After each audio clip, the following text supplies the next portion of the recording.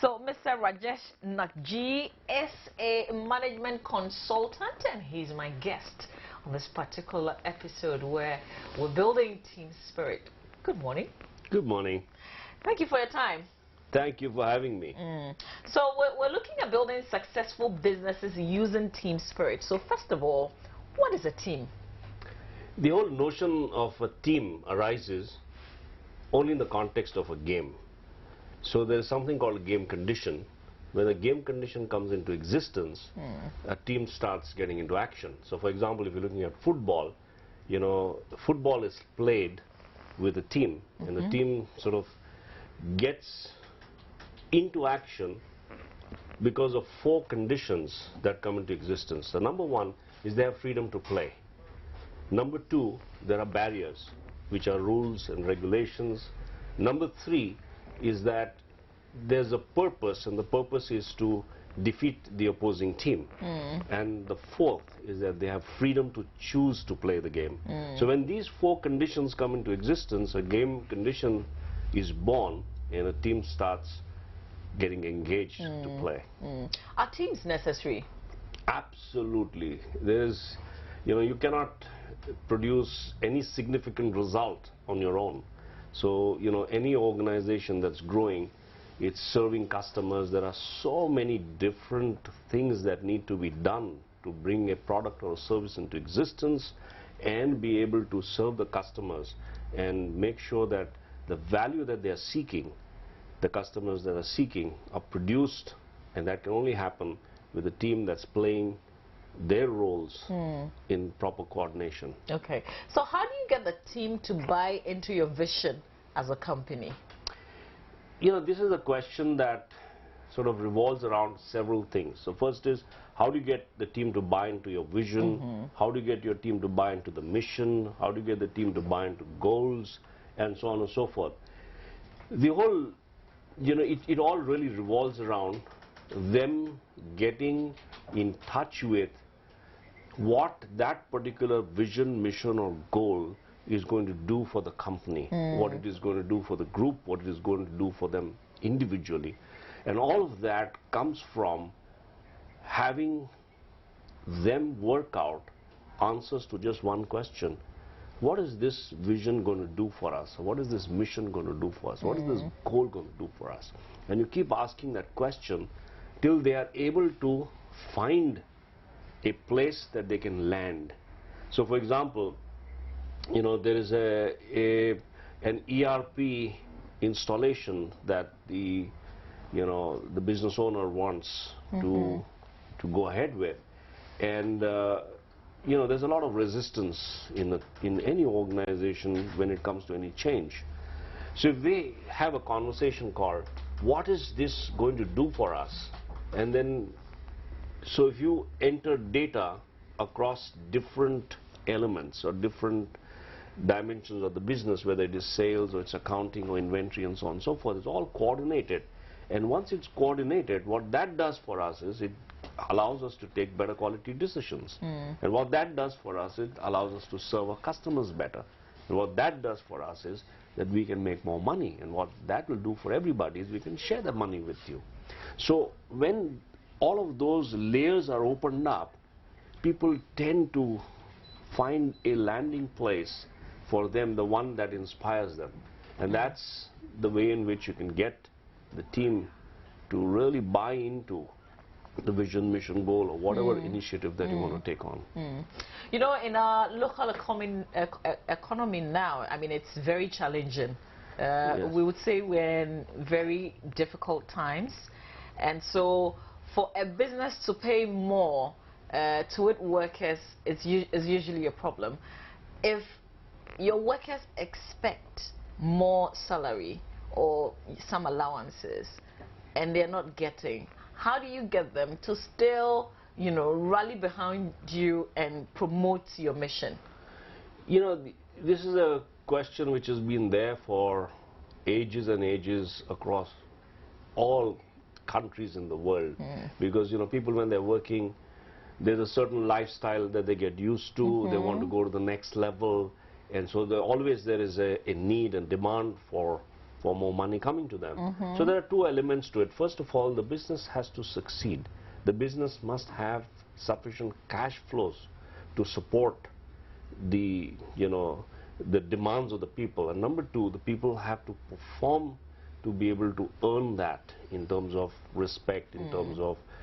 Now, in a situation where the business is at that verge where it's getting into rhythm and growing to get in more cash flows, it's a question of building transparency in the process and creating commitments which people can respect. And through that whole process, there's a lot of bonding that occurs, and people so want to participate. So what if you get the feeling that the business is making money, yet the bosses would tell you we're not breaking even, they use their terms and they say we're not making enough money, but you feel that the business is making more money and they ought to pay you more?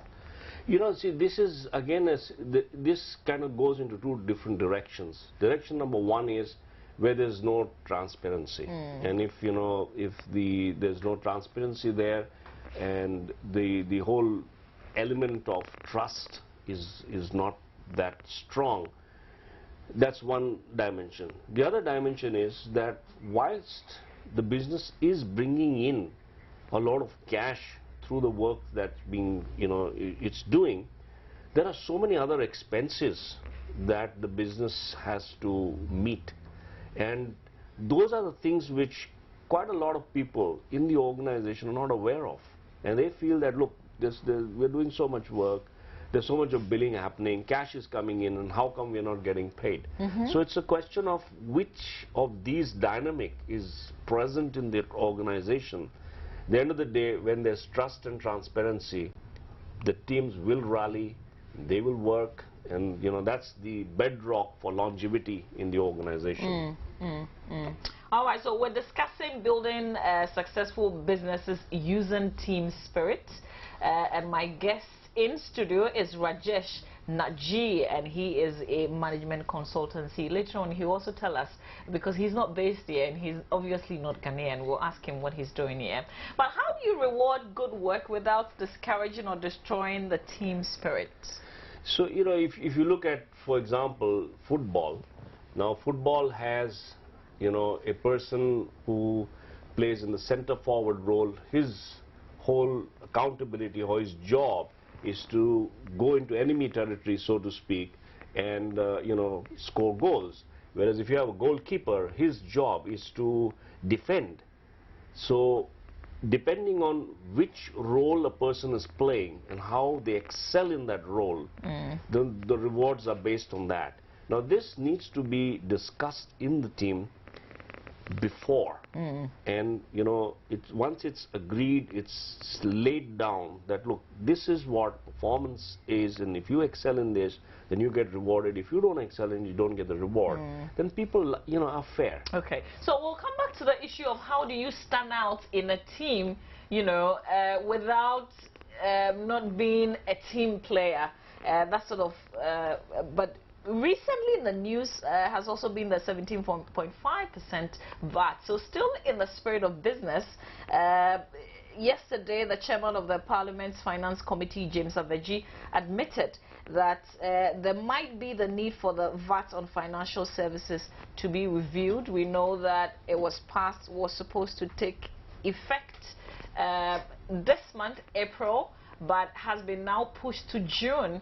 May has been dedicated for some education to be done, and we've also learned recently that it extends to insurance companies. So we want to get some education on this. We've been joined via phone by Abdul Ali. He's a tax lawyer. He's joining us this morning on this subject. Hello, good morning, sir. Thank you for your time. Good morning, madam. So what is it about the 17.5 that ordinary persons such as myself and perhaps the people watching us, what should we know about this 17.5? How does it concern us? All right, thank you. What is 17.5% VAT? Indeed, VAT is not a new law. We used to have the Value Added Tax Act 1998 at 546. What the new Value Added Tax Act of 2013 at 870 has done is to widen the scope of application of the law, and invariably has brought in areas that hitherto were not in the previous law, such as financial services, the real estate developers, insurance, and others. What the issue is to me is the lack of clarity on what services of the financial sector would be amenable to this new 17.5%, which did not used to be there. If you look at the law, there is no ambiguity in the law, because it says clearly under item 19, which is found in the first schedule to the Act dealing with exemption from the application of the 17.5, that financial services, excluding financial services for a fee, a commission, or a charge, a similar charge. So the idea is that if government now says that by financial services for a fee, a commission, or a similar charge, I did not intend some financial services, then it just behoves on government to come out with a list of indicative financial services for which, if a fee, a commission, or a similar charge is levied, a VAT must apply. So, I think that if, yeah, I'm listening. Yeah, because I was going to ask that if there's no ambiguity in the law, why is it difficult for us to get a clear interpretation then? That is what I'm explaining, that it is difficult to get a clear explanation because in addition to the Parent Act being at 870, there should be a regulation. Because if you look at Section 30 of the Act, Section 31, and you go ahead to also look at Section 64, it provides that the minister may, by legislative instrument, come out with regulations to spell out what supply of services should suffer the VAT. Okay. So if there is no clarity in respect of which financial services, I was expecting that with the regulations, there will be a schedule of list of financial services for which if you levy a fee, a commission, or a charge, VAT will be applicable. Then there will be certainty. If you take a country like Sierra Leone where this VAT on financial services exists, they don't have a VAT, they have a goods and services tax, GST. They have a list of indicative financial services on which the GST shall apply. And I'm aware the Ghana Revenue Authority circulated copies of that document for the attention of the financial sector so that they can together dialogue and come out with the list that should be applied. The problem is because, as I keep saying, in the good tax making process, there is a need for stakeholder consultation. That is what to me was missing, which led to this kind of situation.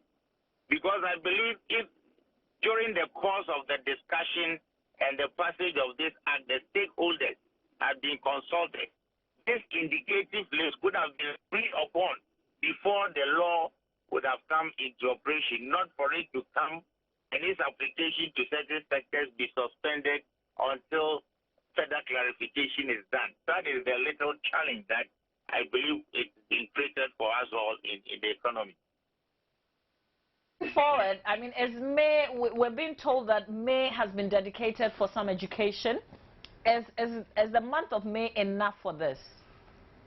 I don't think it is enough because granted that the corrective measure by way of a list of indicative things can come out, you will know that when regulations are made, a legislative instrument has to be laid before Parliament for 21 sitting days before it can become effective. So if you give 1st June, and as of now the list is not out, there is a challenge of time frame. When would it come out? When would it go to Parliament?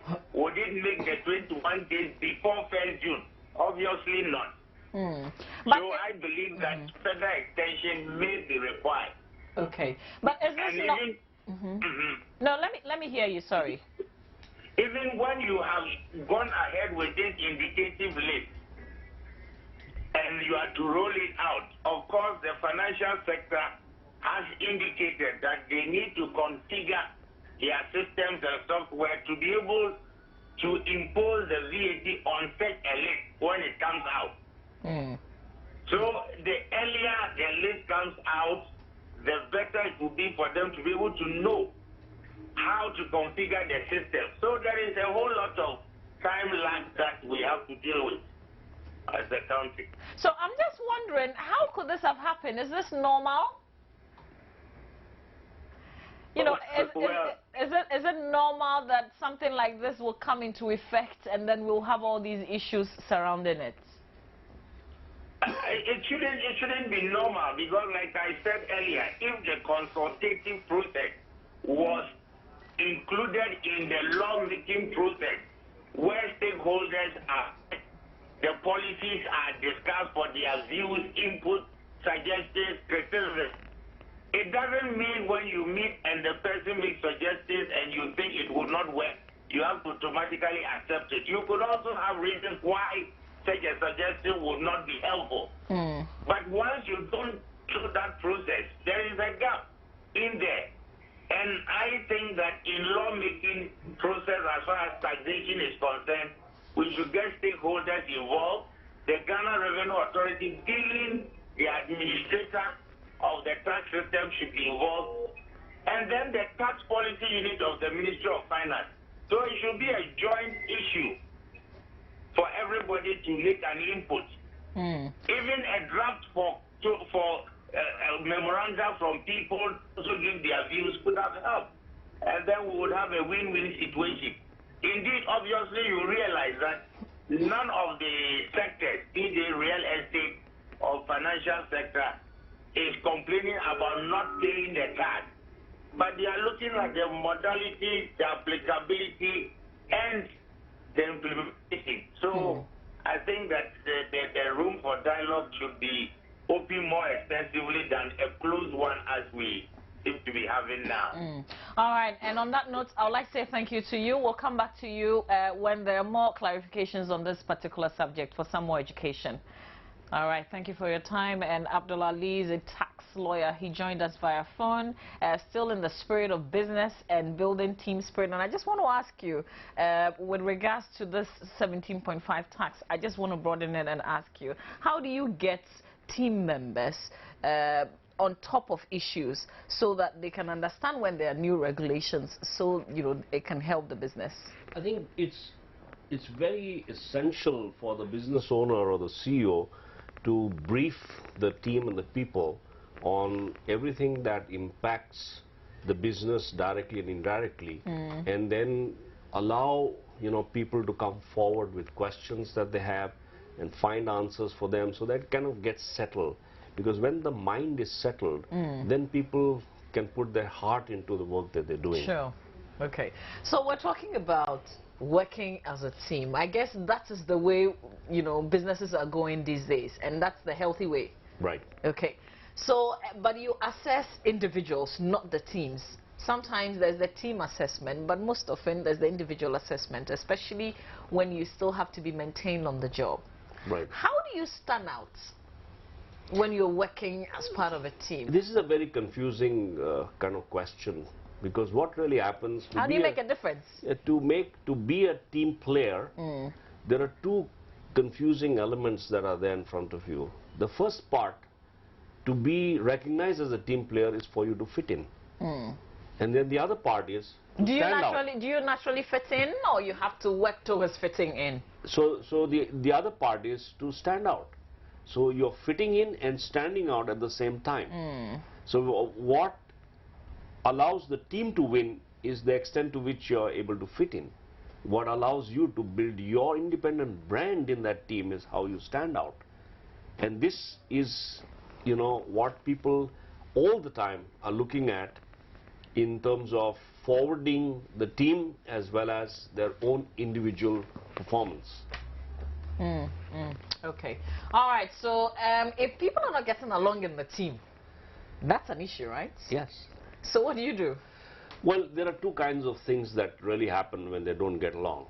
The first thing is it can be a constructive opposition, in which case, the people that are not getting along, they are able to find all kinds of holes in how the team is performing. And the other is destructive. Now, it is the business owners or the CEO's job or the team leader's job to ensure that the destructive behavior is taken care of. And that happens through being able to speak to the people straight, sort out the issues head on, and clarify the air so that, things settle down. Okay. And people get it. So what if you're the boss, but you came to meet the team and you feel that some people do not belong there? How do you make that drastic change?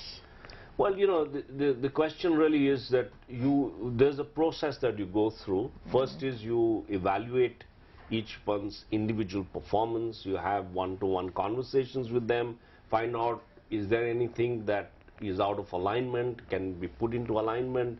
So after that due process is done and you still come to the conclusion that this person is not fitting in to the values of the company, to what the team wants to accomplish, it's best to ask the person to leave and then to recruit somebody who fits in. There's no point in carrying on people who are kind of holding the team back. I know that you train CEOs to be successful. Yes. These days people are coming up with their own businesses. Yes. Can anybody be a business leader? Can anybody be a CEO, for instance? Well, this is, so what basically running a business, there are so many different aspects to it. The first aspect is the product or service that you're offering to be very, very good at that. And the other part is how do you build the organization. So when these two skill sets combine, then the business starts to succeed. So the program that I run, which is the CEO's Business Growth Program, trains the CEOs and the participants who are operating at whatever level that they're operating to start becoming world-class and to start operating at the same level at which Fortune 500 CEOs operate, irrespective of the size of their organization. So with your experience, are CEOs easy, students? Do they allow themselves to be taught?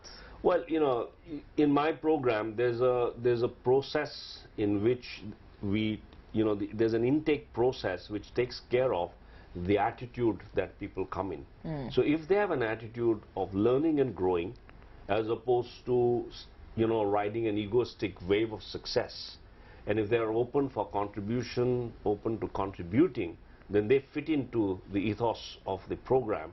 And these are the kind of people that come in, and then they support each other to grow their businesses. All right, so we're talking building successful businesses using team spirit with Rajesh Naji, and he is a management consultancy. So can I just ask you quickly, what is it that you're doing in Ghana, because you're not based here? Yeah. So there's a 12-month program that I offer. It's called the CEO's Business Growth Program. I offer this in Dubai, in Nairobi, in Lagos, and now in Ghana. I've been invited to come here by one of my clients who flies all the way from here to Nairobi, and they've got breakthrough in results, and they said, look, we want to have you come and launch it in Ghana. So that's why I'm here, and this is the initial period where I'm meeting business owners and finding out what is the interest level for them to participate in this program, which requires 12-month engagement, and at the end of it, their whole process is transformed. The way they run their company, the way they manage their teams, and so on and so forth. Is it easy for a leader to change, especially when the business is small and you're the only person, or perhaps you're 2 or 3 people running the business, but now the business is grown? So the same way that you were running the smaller business cannot be the same way that you can run the bigger business. Is it very easy transforming? Well, transformation is easy if there is the attitude to learn and grow. Number 2, you get the right information in the right order, and you are clear that you're working with a proven system which eliminates trial and error and reduces effort and struggle. So when that faith is there in that system, then I noticed that people start to move from wherever they were, their comfort zones, and start moving into a new equilibrium that helps them to become more effective leaders, and they start to enrich their cash flows. All right, so I've visited your page, which is relentlesscoach.com, and I see that you have want to take successful people just like you, want to take their companies to a completely new level. So I just want to ask you, how do you take your business to a completely new level? What typically happens is, that when a business becomes successful, there are certain patterns in which the business is working. And those patterns ensure that the business is successful, but at the same time, they lock the business in the same place. It's like saying, a train that's running on a certain set of tracks, it just keeps kind of going round and round on that. It's successful, but it's going round on the same tracks. So when they come into this program, we get them to get out of the train and lay new tracks in a different direction. And that's how the whole program is built, to make them do that. Can you start a business with no cash? I mean, there's lots of people who have done that. But in the past, right? I mean, currently, in our economy, can you start a business with no money? You can, and it's difficult, but it can be done in terms of possibility. But is it advisable? No. Because an undercapitalized business at any stage is going to become a millstone around somebody's neck. So a business needs to be properly analyzed in terms of what their cash and revenue requirements are, and make sure that it's adequately financed, not over-financed, not under-financed, and it's got to have a proper debt equity structure. So to make that into a business that is built to grow. Otherwise, somebody comes into business and then they're kind of surviving on a day-to-day, and they believe that they're in business. That's not business. That's a trap that they've laid for themselves. So you definitely need good enough money for your business. Well, whatever business you're doing, there is a way to predict the cash flows that you require. And for that, in terms of the capital expenditure that you need, as well as working capital, and then you got to figure out how you're going to manage the infusion. So part of it needs to be your own, part of it would be borrowed, but there's a certain ratio in which you do that. Okay. You can't over leverage yourself. So these are all the prudent ways in which, and this has been done over the years, it's perfected over the years, and there are straightforward rules of thumb that people sort of work with. So you have a fantastic business idea, but you have no funds. You want to get people to buy into your idea. How do you get people to listen to you and give you money to start a business? So the first thing is, you need to develop a business plan.